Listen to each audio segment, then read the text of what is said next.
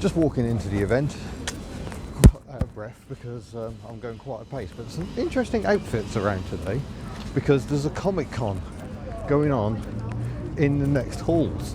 So I think there's going to be some very strange outfits around. It'll be interesting to see if any of them make it into the show.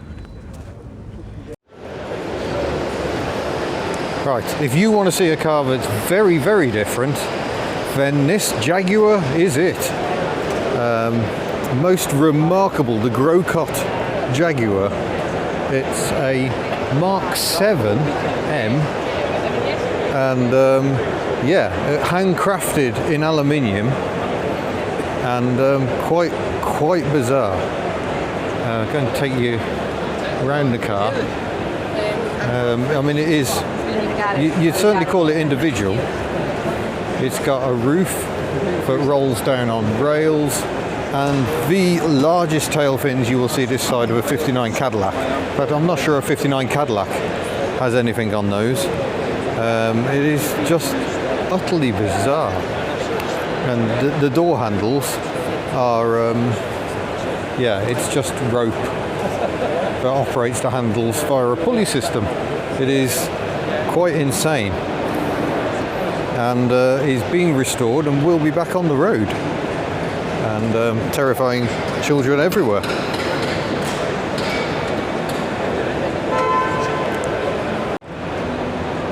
But one reason for coming down Hall 3 here, right at the back, is to see things like this Dodge van, which has the full pimping interior experience, complete with shaggy pink pile, one-arm bandit, camping stove atop the mid-mounted V8 engine. Not sure why you'd have a mid-mounted van engine, and glitter ball and faux tiger skin seat covers.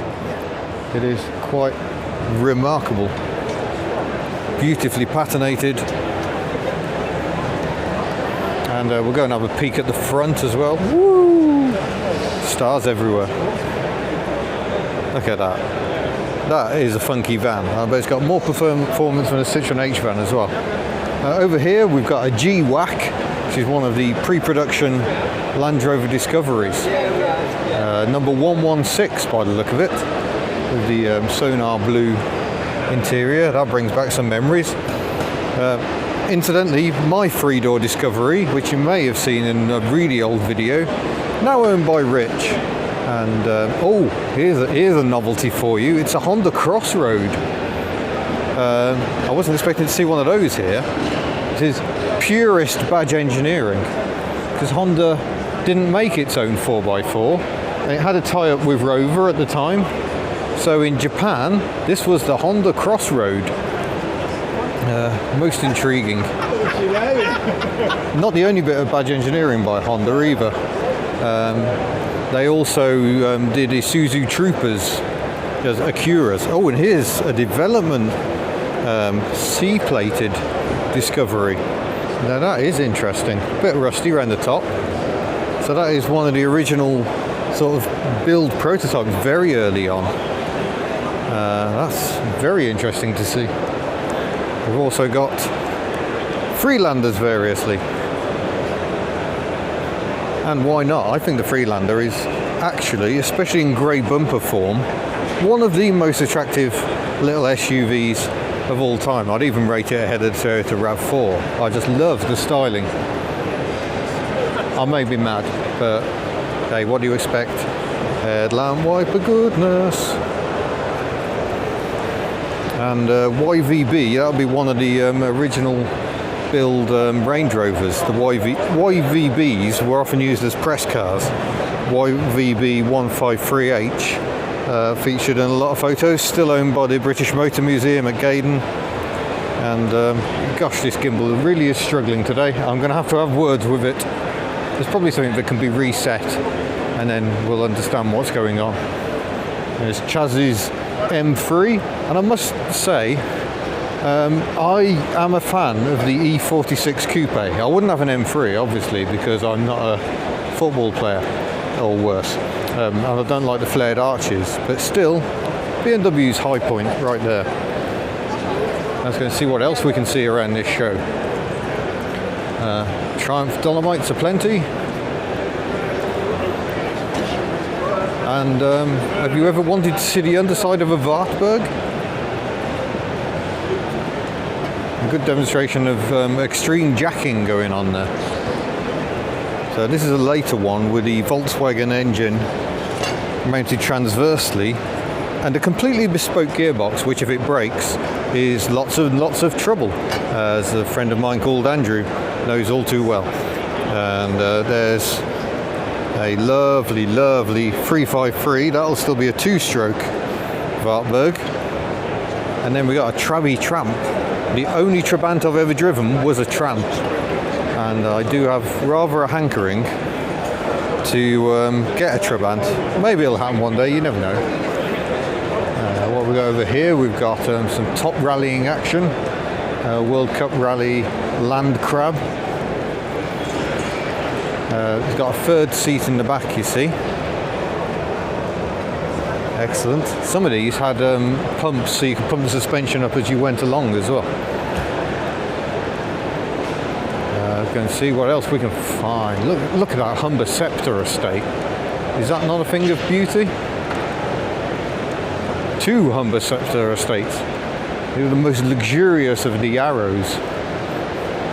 We've got some plush velour, a bit of wood going on. The Humber had it all. My dad had a Hillman Hunter, quite a high-spec Hunter, when I was a child, and it had overdrive. I found that fascinating. Opel Monza, surely one of the more beautiful cars of the late 70s, early 80s. And we've got a Honda NSX in bright yellow.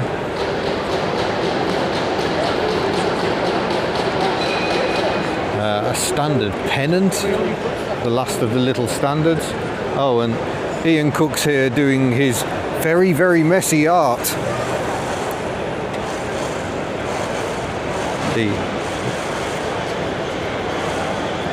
Using radio controlled cars to make art. He's quite a chap, he really is. I'm just glad I don't have to clean up after him. There's a what's that? A Pontiac. Of course it's a Pontiac. You've got the Native American grill badge. That's quite a beast. But over here, it's a replacement for Tuck. This is the Elswick Envoy. Here in very rare Mini Cooper form. I think that's a slight Mickey take, but it is mini mechanicals. And the thinking was, you could just wheel your wheelchair in via the back. And standard mini automatic, so no problems driving it. Far more reliable, I should think, than an Invacar. Far more accessible and quite a bit safer, I would say, as well. Quite an interesting vehicle, as are these little mini Marcuses or mini Gems, and GTMs over there as well. This GTM built by Cars and Car Conversion magazine some time ago. All mini based, all lots of fun. And if you've not seen a Jiffy, let's go and have a look at a Jiffy. Little mini based truckette. These are seriously funky vehicles. You see, it still uses the mini windscreen. Marvellous. Porsche 928 with headlamps in raised position. That's quite a rare sight. What wonderful idea that was. Right, it's all starting to look a bit... Oh, we've got the MX-5s. They're always nice to see. I was worried it was starting to get a bit too fancy, but not when the MX-5s are around. Oh, hello. That's an unexpected engine. Is that V6 by the look of it? Wow. I think a V6 MX-5 must be very exciting indeed. Alright, how's the Ital coming on? We're halfway through day 2. You can see a certain amount of cleaning has gone on, certainly. They've been very busy buffing it up. The interior swap is still continuing apace because it's turning paprika. Because it had been turned all black.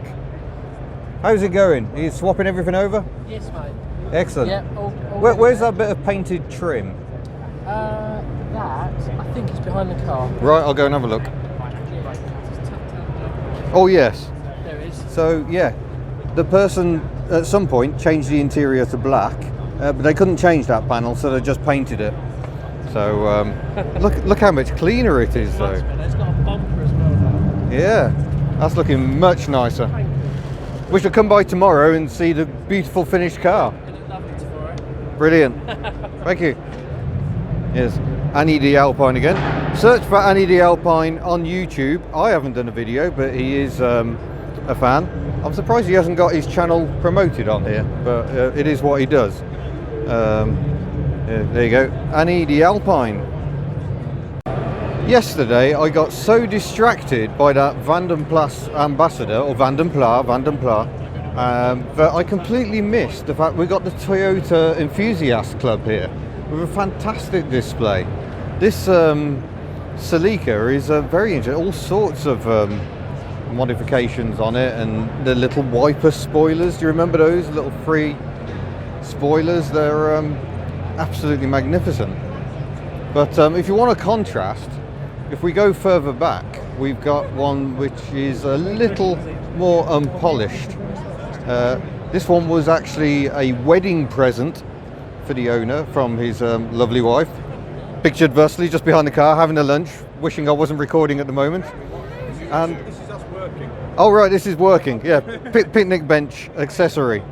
And yeah, it needs some love in places, but the plan is to have it at the Retro Rides Weekender down in Goodwood. I'm hoping to be there with the Fox. Hopefully, we shall see how that goes. But yeah, it's coming along. Have a bit of a barn find, and they're restoring it at the show, and it needs it because it's one of those cars that's had sills welded on top of sills. So yeah, lots of work to do, but a very interesting project. We spin round, we've got an AE86, just like the one I was thrashing around Silverstone earlier this year. All feels very familiar. And a really nice Corolla as well. I remember these things being absolutely everywhere, and very much of the time, of the funky side graphics. So there we go. Sorry I missed you yesterday, Toyota enthusiast folk, but yeah, we shall look what else there is. This is over here. We've got Mitsubishi 3000 GTs and GTOs, and that one clearly inspired by the film Tron. Something very different indeed. These use a V6 engine, as you can see here, but it's a transverse V6 with four-wheel drive. So yeah, definitely a different way of going quickly from Mitsubishi. And I don't think we looked at Allegros enough yesterday. A lovely russet brown Series 3 Allegro there. I actually really like the Series 3s. It's the last of the line. You get lots of black trim. That one's got funky slot mags on it. And the Series 3s also had these remarkable rear lights with corners. So yeah, I fully approve. They also have incredibly comfortable seats, I think shared with the Ital. Certainly very similar to that Paprika one. And look, center armrest and everything. And yeah, more cars on the Gay Classic Car Group page. Is one of my favourite stands at the show this year. I think the Gay Classic Car Group's a wonderful and varied selection of vehicles. I must concede, I was just having a sit in this Rover 800. It's a Mark 1, it's an 820E. It has an ECU, which if you disconnect the battery, it yeah, loses all the settings. And I'm sure it'll be okay if we open the door and have a look inside, just to fully appreciate the beige. And automatic as well. And 89,000 miles on it, but look at the condition. Absolutely remarkable. I think I need a Rover 800 in my life, because look at the styling. It's just so sharp and clean. I just love the rear styling. You get a tail blazer, that trim around the number plate from the factory. And D, very early for one of these, I think. And when they facelifted it, typical Rover, no money. They had to keep the basic structure identical, and they've just put a different front end on it and different rear lights to create the coupe version. That one's very stylish with the two-tone leather. I like that a lot. And there's the fastback version. Fastback's probably my favourite of these, probably because they have a rear wiper. That's just me.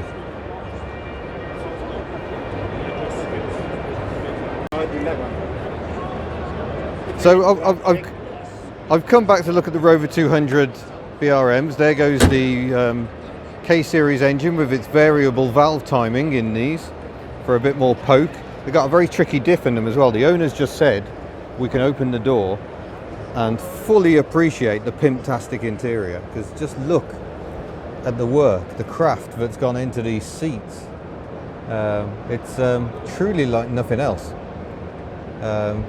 So they made these, but if it's all a bit much for you, and I can see how it could be, they also did a 200 VI, which is much the same but a little less garish, and you don't get the bright orange grille.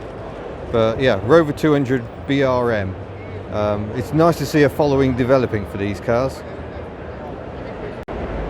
So I've jumped onto the Ford XR Owners Club stand, and I'm hoping they're not going to have a go at me for disliking Fords. But this is a particularly interesting XR3 because it's actually turbocharged. There's a turbocharger kit developed by some of the people involved later with Turbo Technics, who fast developed a massive relationship with tuning Fords. Reputation, not relationship. I remember a Turbo Technics XR2 on my street as I grew up, and this is one of the early cars that sort of led to the development of the RS Turbo that Ford actually started to market themselves. And yeah, lots of period correct items on this. Look, we've got lovely RS alloys, got a nice big spoiler at the back, spoiler rather, Series X. There we go, an RS 1600T. So they started off with the RS 1600i, which was a fuel injected Escort, before going down the turbo route, and that's quite jolly. Mark III Fiesta XR2i, that looks very clean. I'm less sure about this one. That's it's like going back in time, isn't it, when this sort of thing was all the rage. Yeah, full on max power Fiesta. I think I'd rather prefer this Mark 1 here. This is lovely and so clean, and I do like the juxtaposition between that lovely original one and that one there with its big fat arches. So if you watched the live report we did on Saturday, we came and had a look at Project Bramble, and I think the condition is, yeah, in high definition it looks even worse, doesn't it? So this is a Cortina Mark III GXL, as someone pointed out in the comments, kind of given away by having a GXL badge on it, and it belongs to Pete C. You can check him out. If you search for Project Bramble, you'll find all the information about this, how it's been chemically dipped and dragged out of a hedge, quite literally, and yeah, still quite frilly, I would say. And here is Pete himself. Hello. Hello there. Is your channel Pete C or Pete C Cortina City? Pete C Cortina City. So there we go. You taking a seat? I might take a seat. I'll come and sit rest your down, legs in. and we'll swap the camera You must around. be exhausted. I know how tiring these shows are. They are. Like that's like a gyroscope. Oh yeah, Andy's got a similar thing. Yeah. Yeah. So I'm sorry. Well, I'm just showing We're off my very interested gimbal, in the camera there. which is behaving at the moment because Get the cars. it was Cameras. playing up during the Yes. live report. So yeah, Project Bramble. Project Bramble. Where did you find it? This was in a field in Tewkesbury, Gloucestershire, and Right. a wagon driver saw it because he's high up. He was in a hedge, Yeah. and being in an articulated wagon, you're high up. So he saw over the hedge, Yeah. and there was the distinctive headlights of the GXL, which he spotted. Yeah, I must He said, admit, me being rubbish, I didn't even spot it was a GXL with my live report this morning. I'm terrible. Well, he knew I liked Cortinas, so he gave me a call. You've got to check it out, and there we have it. Now, it was a couple of years ago when we pulled this out. In fact, it might be longer. It'll be going back a few years. So I made inquiries to get it out of the field, and they wouldn't sell. That was the problem. I could not get this purchased. Yeah, so often people do that. They seem to hold on to things it was for that no type reason. of farmer thing. There's nought for sale, you know, nothing for sale, that kind of thing. And eventually, I decided to do another Cortina, which is called Ruby, Project Ruby, which was at the NEC. Just as I started Project Ruby, the farmer said it's now for sale. So, well, I'd already started a car, so this then did the rounds as it was instead. So we took it to the NEC as a driving project until I was ready to start it. So we dipped it, and this is what we're left with. Blimey. We're on. So, I mean, what can you do? Are there repair panels available for sections like this? There's a couple of companies making copied panels, which aren't bad, to be fair. Express are doing them, and I think Magnum do a few. Express Steel Panels do them. eBay's your friend as well. Yeah. You just got to keep looking. You've got a stockpile. You've got to be on the ball and just keep looking for stuff. I mean, we've got a scuttle panel down here. I'll grab it for you. That's been remade. Oh wow. That redone. Let's just try. Yeah. That's pretty good.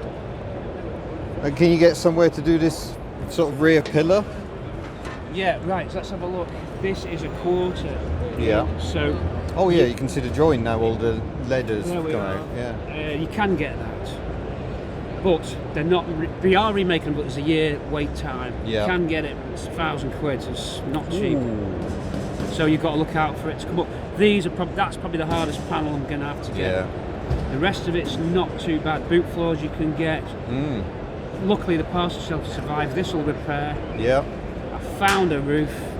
Often as well, if I see a scrap shell, I will cut the shell up. If it's already been scrapped, I'll never break a car. I couldn't bring myself to do it. But if it, No, if I'm it's much the same. if Yeah. it's a car that's definitely gone, then I'll take what I can. And you end up with the garden's just stacked up with Cortina bits at the moment. Super. So if people search for Project C Cortina, no, PC Cortina. Yeah, PC Cortina. If you put Cortina Restoration into YouTube, Andy, hold that up. Have a look at this. Project Bramble will get you in. Oh, there we go. Modelling one of the new beautifully branded modelled. T-shirts there. Well, there you go. Check out Project Bramble on YouTube. Hopefully we're teamed with the 2.5 petrol injection camshaft that's in here, and the overbore should give it a bit more pep and a lot more noise. It and just crucially, noise. It looks like the best set of bagpipes ever. Absolutely, although I won't attempt to play them. Okay, now what are we I'm going to make you stand there holding this now and interview you for a long time as you sink into the stage. Tell me exactly, what are we aiming to achieve in this next session? So we've just discovered the wheel bearings are not great, so we're going to change those. We've got a replacement set going on now. I'm going to move the furniture. Mike Brown from Performance Classic Custom is just fitting the bearings on that side. We're just back at the Rover 200-400 stand. This morning in the live video we saw Richard Gunn, who writes for various magazines. This is his Rover 216, and it all feels very familiar. They've been trying to polish it, but it still looks fairly dreadful. It's just like my Skoda Favourite. Apparently he was overheating on the way in, which isn't great. But see, it's a 216 SLI Auto, and there's more repairs going on inside as well. Or maybe that's just how it arrived here. Maybe Richard can let us know. I think it's been reported on in Practical Classics, this one. We've got some major work going on here on the back of this 200 convertible. Yeah, this is what I like about this show. There is stuff going on everywhere. You know, there are seats being refurbished here. There are Tomcats in pieces over here. I mean, it's like a full-on service bay. I mean, for the clubs, this is great because you get all this indoor dry space to do loads of work on your car. Maybe I should bear that in mind next year, and I'll bring one of my projects and I'll be able to work on it. Or maybe you lot would come and talk to me. I'll never get anything done. That is a slight danger there. Oh, people are playing their cars right again. Will the lights be flashing?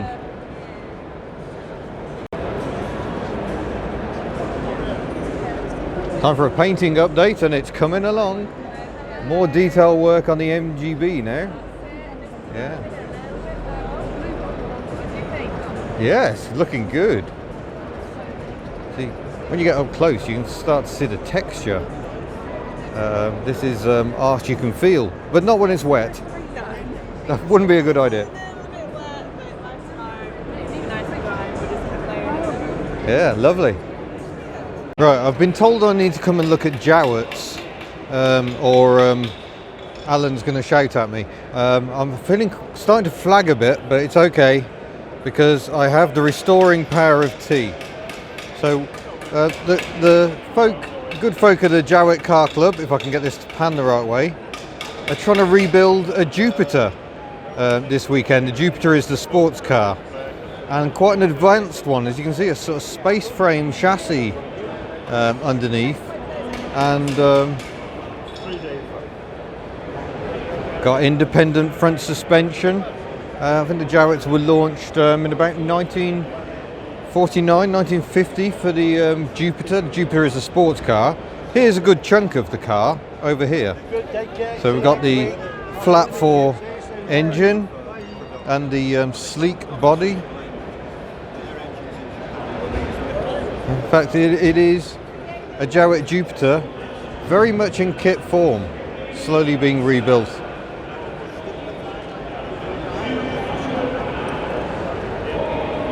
Other Jowetts were flat twins. That was like a Bradford chassis, perhaps. Not cut away at the moment. You can see the flywheel on the back and the twin-cylinder engine. Jowett were big on flat twin engines, just like a Citroen 2CV, but they always had water cooling. And there is a Bradford van. And they were made in Bradford, in Yorkshire as well, and a very proud company. And there we go, there is the little twin-cylinder engine. Piston each side, just like a 2CV. And there's a particularly old one, dating from 1923. So it's been restored to remarkable condition. Looks very well indeed. Welcome to day 3 of the NEC. You may wish to get another cup of tea. This has turned into a very lengthy report. For that, I'm sorry. We're behind the curtain. Look, there's the show out there. Metro's in the distance, but we've jumped behind to see how Practical Classics are getting on with their TR6. So the last time we saw this car, it was on the stage. They just got the engine back in. They were fitting manifolds. So Matt was standing on the stage holding the manifold. That's now attached. There is a rather critical oil leak on the engine. They've had to courier in a small seal to sort it out, because otherwise it's peeing oil everywhere. But yeah, it is coming together. It is on its wheels. Lights are being fitted. Correct American spec lights, no less. So it's all going remarkably well and been very easy, I imagine.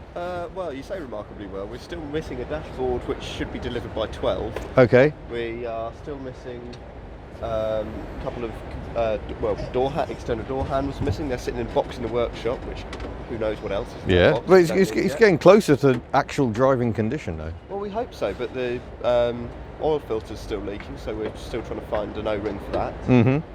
We're missing a water pipe. The fuel tank isn't plumbed in yet. We've got to modify the fuel filler, which is of a different age of car, so it's all wrong. The overdrive, John's wiring at the moment, but yeah, we should be in a position to start it by the end of today. Oh, fingers crossed. Maybe. So we will come back and see if it will actually start up. I think that's happening a bit later on this afternoon. Fingers crossed. We have a slight issue with the big reveal of the Triumph TR6 in that I'm meant to be on the Lancaster stand at that point. I may have to run away temporarily, but they do seem confident that we'll get it running later on today. Meantime, let's have a look at the MR2s. We've got all 3 generations represented here. It's anniversary year for the Mark II MR2s. But I must admit, I'm a bit of a Mark I fan. They're lovely cars to drive. But we've seen most of this stand already. But the more I look at this car, the more I love it. Right, we've come back to the Rover SD1 Club because a lot of people on the internet are very interested in this one. Not the lovely red Vitesse there, where, you know, most people go crazy for an SD1 Vitesse, and they are lovely. But this one is attracting a lot more interest. And the reason for that interest is that it's a diesel. It is the 2.4 VM 4-headed monster. So called because it has 4 individual cylinder heads. It's a very modular engine, and it enabled them to easily make a 5-cylinder version just by adding another cylinder on, or 6-cylinder. And the good news for you is that the restoration of this car can be found on YouTube. If you search for Silvia Nitro, or Nitro Silvia, or no, I can never remember which one it is. But yeah, he's got lots of videos. He's got a startup video where he ran it for the first time, and he's gently restoring it. It's had a lot of metal work done in the scuttle area, rebuilding it, and he's been doing a lot of work to get this engine running properly. He's had to replace the windscreen because the windscreen got smashed. You can find out how all that damage happened and this rather bent bonnet by checking out his channel. I will try and include a link somewhere in this. Maybe it'll appear here, who knows. But yeah, it's a bit frilly in all the usual places, but yeah, he's the one person who wanted to restore this car because no one else was interested. Lots of people not very interested in the diesels, which is a bit of a shame because they're still a talking point. And if we come and look at the back, not only have we got the SD Turbo badge, we've got the gorgeous original Cirque font number plate. Look how unusual the font is. There were all sorts of brilliant fonts in use before 2001. And look, Cirque Services are who made this one. They had their own special font, and it was clearly sold by the Patrick Motors Group. Patrick Motors used to have a museum in Birmingham, not far from where I grew up. Absolutely fascinating. And in a Series 2, it gets a rear wiper. But in its day, this was one of the fastest production diesels you could buy, in the UK at least. Mercedes built turbo diesels, but they weren't sold in the UK. But yeah, I mean, this poor thing has been bashed about, and he's trying to restore it in a car park where it's often raining, and yeah, he's got a fair bit of work to do, but he is cracking on. Sill might need some work, but look at the arches itself. The arch is absolutely brilliant, and yeah, there's some sweepings from the floor, and a bit more pallet damage on the roof because it was a stack of pallets that fell on it. So very interesting car. Go and check it out on YouTube, and we're in talks about hopefully doing a video when it's on the road. That is something I dream of.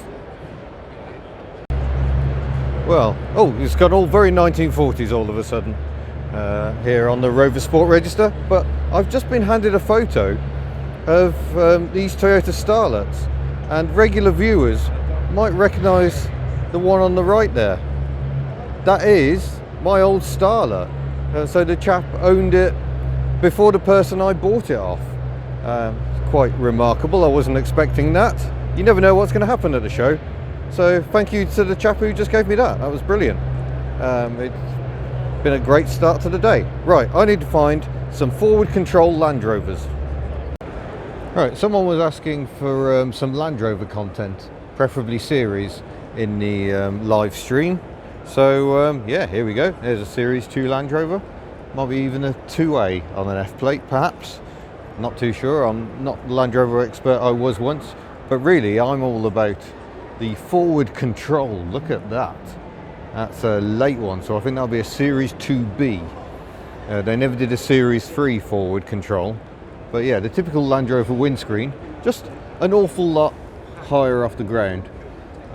Quite marvellous machines. Very rare as well, you don't see very many of those. We've got Land Rover gearbox if you want to check out the internals. There you go. Occasionally there's some synchro mesh in there. So, and lovely selection of vehicles. Look how clean that one is. And we got another forward control. Life is good. What's the oh, okay, that's access to a radiator and not very much else. I'll take you in for a look around the interior. No, come, there we go. Yeah, austere, I would say. Beautiful. More levers than you could possibly ever need. And I want to come and look at BMWs as well, if I can get this silly gimbal to behave. There we go. Because E21 3 Series is one of my favourite BMWs. I love the shark nose era for BMW. And that was the replacement for these, the 02 range. And there's a 2002 race car. But for me, I think the most interesting car on this stand is the BMW 700, because it's just not what you expect of a BMW. I mean, everyone's been flocking around the Isetta today, but for me, I'd far rather have the 700. It's a beautiful car, styled by Giovanni Michelotti, who's one of my favourite stylists. So that's why, you know, you can see a hint of Triumph, perhaps, because he famously styled all of those. This is a 700 saloon. And unexpectedly, the engine is at the back, and it's an air-cooled flat twin, rather like a 2CV. And what I would have loved to see here, but I'm sadly denied, is the car that goes between these two, the 600, which also uses the flat twin engine, but has an opening front door like an Isetta, but it's longer with a side rear door, so it's actually a 4-seater. Very, very interesting cars. I can't remember if I've shown you the Panther Rio yet. If I haven't, that's a massive oversight. So just in case, we'll go and have a look. Parked next to a Callista here. Panther Club always puts on a good display. But the Panther Rio is a Triumph Dolomite, but considerably reworked and very, very expensive as well. They cost an absolute fortune to buy. And yeah, there's not a panel that hasn't been adjusted in some way. We've got 4 Granada Mark 1 headlamps, a bit of a chunky grille. The interior is much more plush. But yeah, the styling has been completely reworked.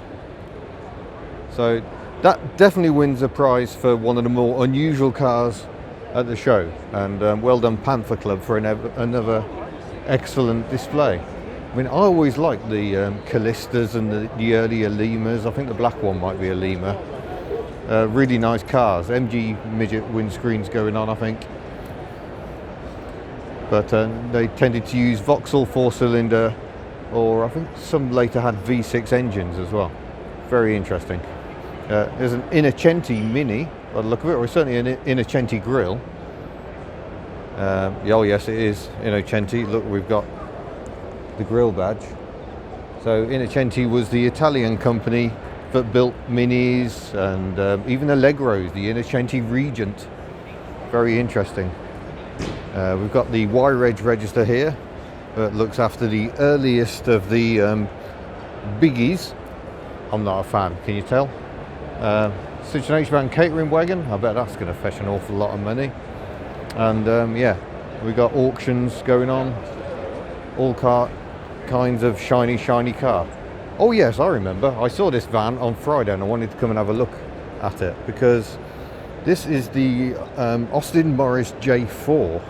This is the predecessor of the Sherpa, and the reason I wanted to show you is because the rear body really is just a Sherpa. All they did was put a bonnet on the design and change the cab a bit, and this high side, the high chunky sill, made it very difficult to fit a side door.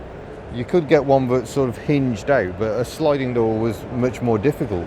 And it wasn't until the late 80s that they finally managed to sort that out with a sliding door. And now you know why. This is the executive car display, I think.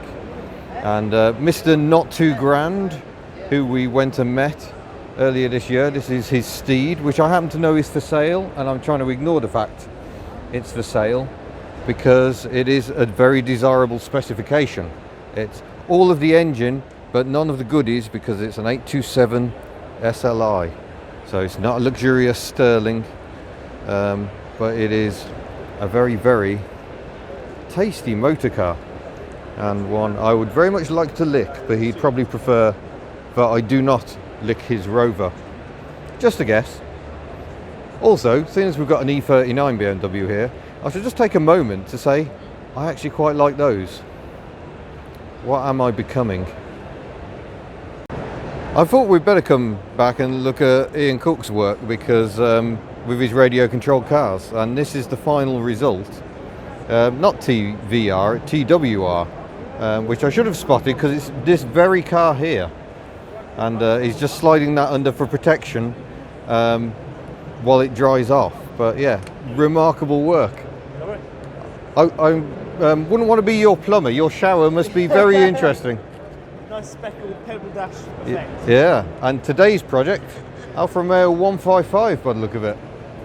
So he's just starting to mark out the outline before he makes even more mess with radio controlled cars. Wonderful. More Comic-Con madness going on today. It's yeah, very interesting costumes everywhere. Hello. Certainly brings a bit of colour to this classic car show. Right, I must drag myself away from the Lancaster stand because a man in Thailand says I need to go and look at some Rovers. So let's go and do that. Hello Chris, if you are watching. Not that this is live, so you can't say hello back. But over here we do have a very interesting sight of a naked Rover P6. So if you always wondered what a P6 looks like underneath, this is it. This is the base unit being beautifully modelled here. And yeah, the suspension's all jacked up because there's no engine in it, no weight. So we've got much positive camber going on. But if we switch around the back, we've got one rear wing fitted just to show you what a rear wing looks like, bolted in place. So all the exterior panels are bolt-on on these, including the roof skin. But that is your monocoque base unit. And you'll notice that the steering wheel is on the left-hand side. That's because this is a very rare American spec.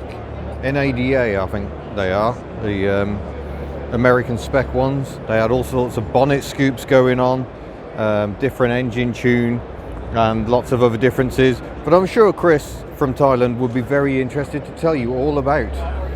But yeah, it's quite remarkable engineering. So you could drive it around like that if it had an engine in it. Even now there are cars I just haven't seen, like this slightly ratty Rover 400 Touring. It's the Tourer. It's the estate version, and an MGF, but it's quite seriously modified. If you really want to test your head gasket, then fit a turbocharger. Lots of Rover 200s here, but I haven't really had a look at this Avenger yet.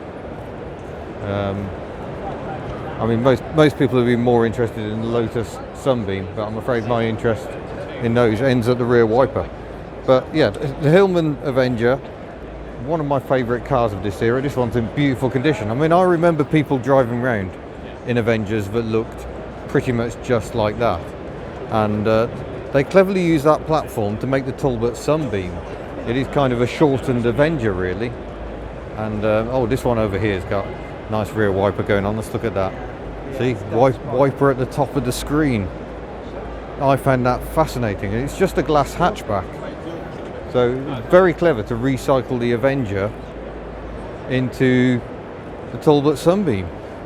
I wish I'd owned one of those, but there don't seem to be any of them left. West Midlands Classic Car Club. I've got a Mini and a Rover P5 and a Triumph Stag and another Worsley 680. Is that, or is that? actually the Morris 6. It is a Morris 6, the lesser seen version. These were quite advanced for 1948 with a 6-cylinder overhead cam engine, and yes, they are very much like an enlarged Morris Minor, as is the Oxford, although this is a Series 2 Oxford van. That is quite nice. And here is the Worsley 680 to compare with the Morris 6 over there. Not much difference apart from the grille. It's a bit busy now, I can't really see around people. Oh, we've got a Toyota Sarah over there, we'll go and have a look at that.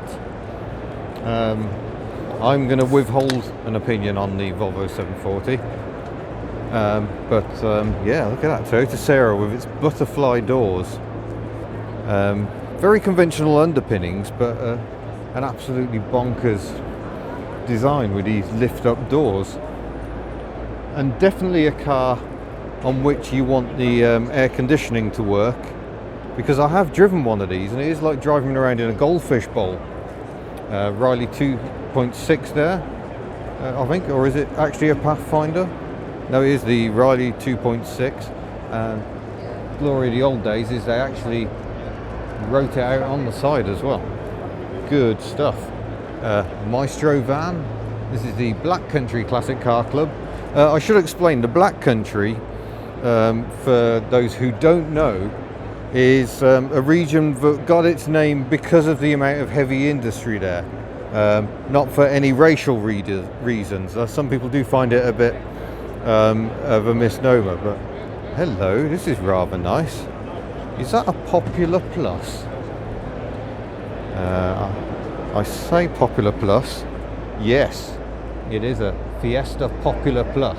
You can tell it's a Popular Plus because I had a Popular on a B plate just like this as my first car, and being a Popular, I didn't have a rear wiper. I didn't have any attempt at wheel trims. Here we are looking in the Mark II Fiesta, and I've been allowed to jump aboard and look at all these switches. I only had the fog light switch. I don't think I even had a heated rear window, but the heater controls are on the side, which, oh, this brings back so many memories. They got 2-speed fan, I think.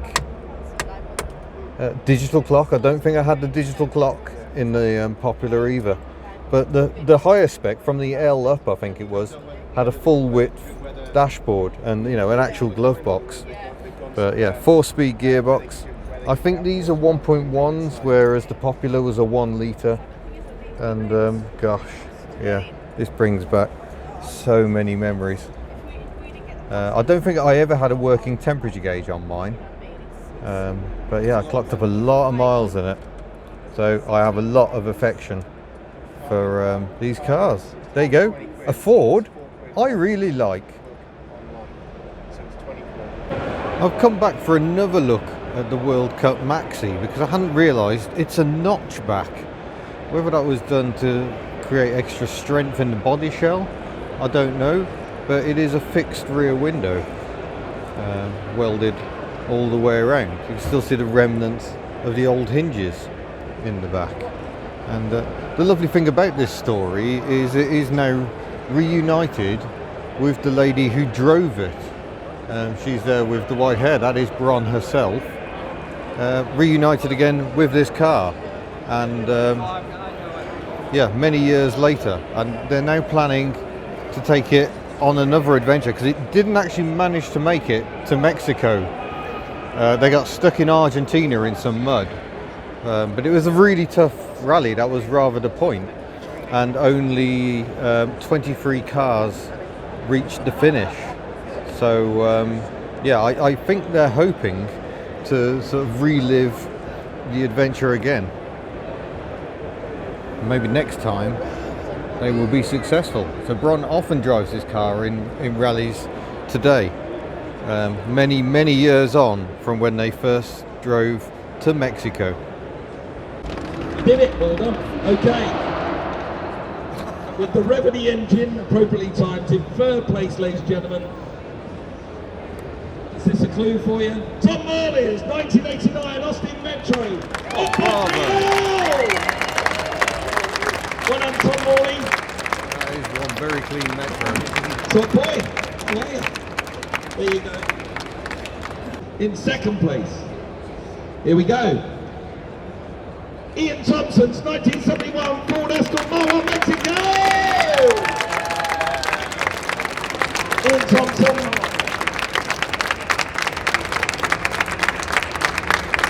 Fantastic. So again, congratulations so far to our third and second place, but you voted, the public voted by your hundreds, and I'm pleased to announce the winner of this year's Lancaster Insurance Pride of Ownership goes to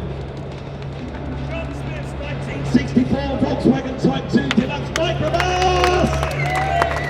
As the bus you can see behind us or in front of us. I can't say that's an entirely unexpected result, to be honest, but who doesn't love a splitty? The end of the day is approaching, and the MX-5 has changed. The headlamps are up. Yes. Yay! So some detail going on with little side marker lamps now. Difficult to get right, but that's looking very, very good. So, yeah. So how long have we got left? A couple of hours? We do. So the show finishes at 5, but in about an hour this will be complete and it will be presented to Andrew Evanson. Oh, excellent. Yeah, excellent. Andrew Evanson, the big boss at Lancaster Insurance. Look great on their wall, I should think. There's a bit of a scramble going on now as people are starting to realise that the end of the show is fast approaching. There are now less than 2 hours, and people need to get their jobs finished because the stands have got to be packed away and people have got to go home. This car didn't have an axle at all in it yesterday, so that's getting close to running condition. Let's go and see how Practical Classics are getting on with their TR6 and the immortal question, will it run? 1,700 miles in America in 2 weeks. I think we can kind of Great. And are you going to get some driving in as well? Is Matt going to let you do it? Fantastic. Happy days. That's what you want. Still coming Brilliant. along Well, as long as you don't with argue the over the map, you'll be TR6. fine. And I've done the 10 countries and it's a Is it going to drive off the stage? I have a car that's going to go to a wedding. Okay, neutral. Are we ready? It's from the new film 4 Weddings and a Restoration. Okay, you ready? Are we ready, Matt? Are we going to count down? 5, 4, 3, 2, 1.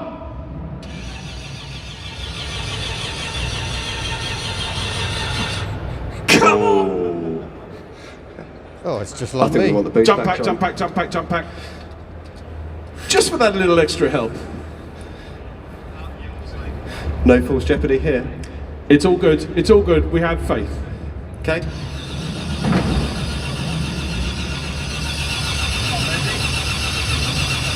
Okay, I'm smelling petrol at the exhaust. Okay. Okay, I can smell fuel. We've got fuel. Have we got a spark? We haven't got a rotor arm because it's smashed to pieces. Okay, the rotor arm is has now in anybody pieces. here got a 25D rotor arm? A rotor arm for a 25D distributor. Okay, there's Keith's running to his TR6 there, ladies and gentlemen. Luckily, we have our spares car actually at the NEC. Anyone got the Now, Benny Hill music? You know what? Keith hasn't run since 1985 either. He's getting the rotor arm out of his car. Big round of applause for Keith as he's running through. Come on, Keith! And now James has got the rotor arm. James is running to the stage. Have we got the close-up camera? It's like the Olympics. This is fantastic. Okay, rotor arm on. We know this one works because Keith drove here. This in my hand is the rotor arm in 2 pieces. As I say, absolutely no false jeopardy there. Wow, that really is. I've never seen that before. No. I Never. mean, rotor arms don't have a great reputation at the moment. Okay. I've never seen one go ping like that. Okay, here we go. Are we all back together again? Oh, cap's moving. Stop, stop, stop. Cap, dizzy cap's moving. Is it seated right?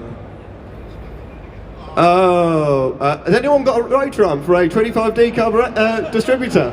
No. We need 2 because Keith's got to get home. Keith's got to get home as well. Anybody?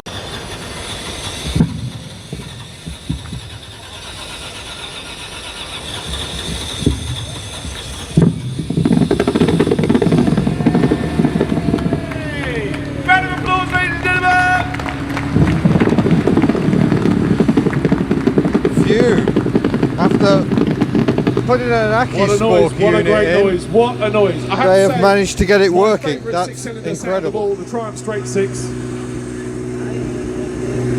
So basically Andy's going to have to sit under the bonnet now, holding onto the distributor as they take it for a drive. Here we go, okay. Don't worry about the smoke. There's nothing to see here. It's all perfectly all right. It's just oil burning off. Okay. We have to install a new component into this TR. It's non-standard, and the component we're installing is an Andy. Andy is having to hold the distributor while Matt drives the car for the first time. Look at that! Everybody needs an Andy. Ladies and gentlemen, big round of applause for Matt and Abby. You're off to their wedding with Andy under the bonnet. Blimey. That's fantastic work. Wow.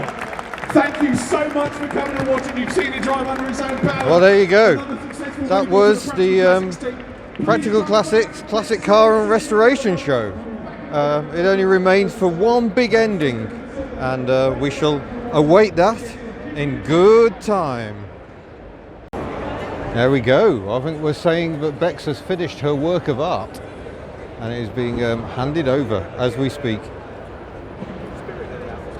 The MG now has its indicators. I've been waiting for 2 days for that MG to have indicators. So, well, we are near the end. It's been a magnificent day. Well, magnificent weekend. I've really enjoyed hanging out on the Lancaster stand. There's a few early horns. The show is not closed yet, but a few people are getting a bit overexcited or making sure their horns work. So yeah, the painting is finished, the TR6 is finished, hopefully the Morris Ital is finished. I didn't go and see Richie again to see how he was getting on with it. Oh, we haven't had the announcement, but everyone's going to bib anyway. We're just waiting for the signal, which should be any moment now. Ladies and gentlemen, the 2019 edition of the Practical Classics Classic Car and Restoration Show with Discovery is now closed. Bye!